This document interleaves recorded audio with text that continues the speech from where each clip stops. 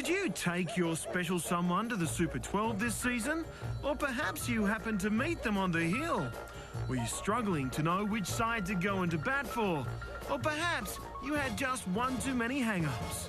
Well, for all of you who may have been battling to come to terms with modern-day rugby, or for those who found themselves seeing double by George, don't worry, we've been keeping an eye out.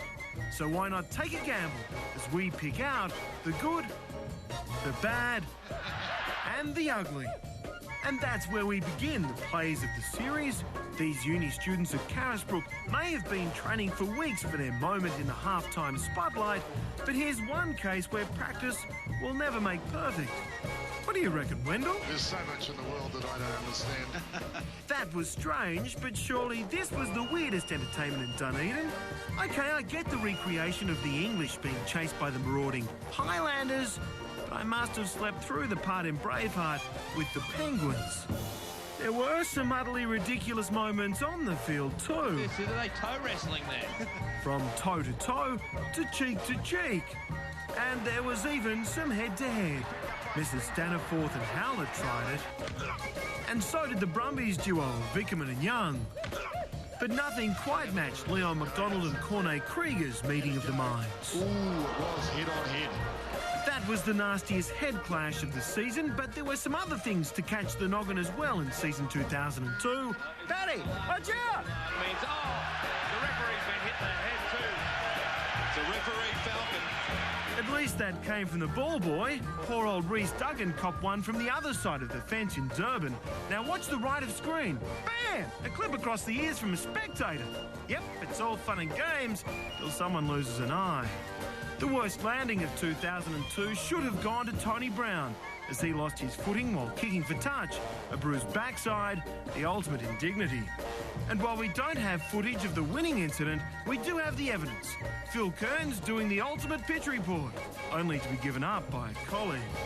Take heart, Kearnsy, you did provide the best comment of the season as you pointed out the biggest difference between the amateur and professional eras. Can't believe they're taking the beer out of the esky for someone's foot.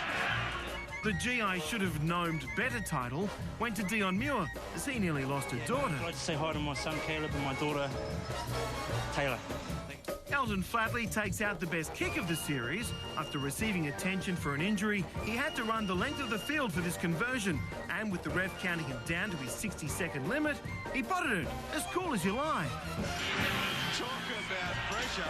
In the worst kick category, there was everything from shanks to out-and-out shockers. I'm sorry, Sam Cordingley, that's the nomination for worst kick. Was that a grubber or a drop kick? And even though this travesty inside his own goal earned Stefan Terblanche another title, The stupid award has been won for season 2002. the worst kick award, maybe that should be the nastiest kick award, came from Hottie Lau on Lawrence Safaka. Not happy, Jan. Once again, Percy provided us with plenty of nominations for the Percy Award, but while he didn't win the title, it seems not all the judges were paying attention this season. Percy, it's a rare mistake of his this season. He's had a fantastic Super 12. Yeah. Well, Jonah wasn't far off winning the title as well, nor was the Stormers' Gus Theron, and Christo Bezuidenhout nearly got the title too, as he struggled with a quick tout as well. These were the pick of the bunch, though. Andre Pretorius' tunnel ball effort earning him the bronze Percy. McNeil Hendricks took out the silver Percy. 5 paces over the line. Well, there's just no excuse for that. And if you're wondering who the gold Percy went to, wonder no more. Bet you he was feeling a bit like, this cheer girl with her own case of beer was Greg Martin's nomination for catch of the season, but we gave it to the ball girl at Aussie Stadium. She makes it look easy, doesn't she, Percy? The Using Your Melon title went to Rudy Keel, using the posts for a game of peekaboo.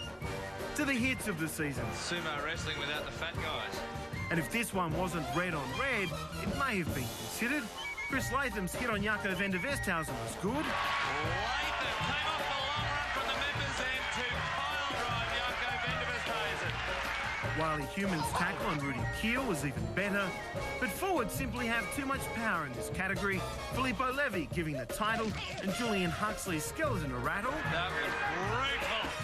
Chris Jack and Norm Maxwell gave Conrad Yanchas a bit of a shake-up, and Mr Maxwell showed he can do just as much damage by himself. Absolutely nailed by Norm Maxwell.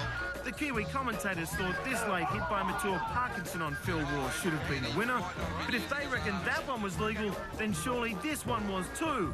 Our title winner, a beauty from Victor Matfield.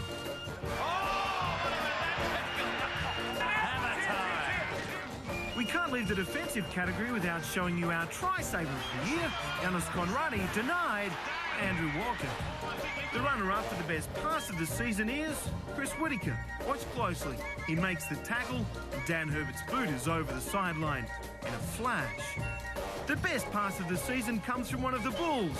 Okay, one of their spectators, as he tried to talk a passerby into joining him in the hot tub. A glass of wine, a few compliments, and 20 minutes later, and things were bubbling along quite nicely, thank you. Finally, this will have to be remembered as the season of the celebration. From Pinkies to the Michael Jackson to the six-shooter. But Jason Spice and David Holwell turned on the best after-try performance of the season. Their Dickie Bird Chris Cairns performance was a standard. Super marvellous stuff. We've squeezed in almost all we can and time's just about up, so we better be heading out. Hopefully we weren't too cheeky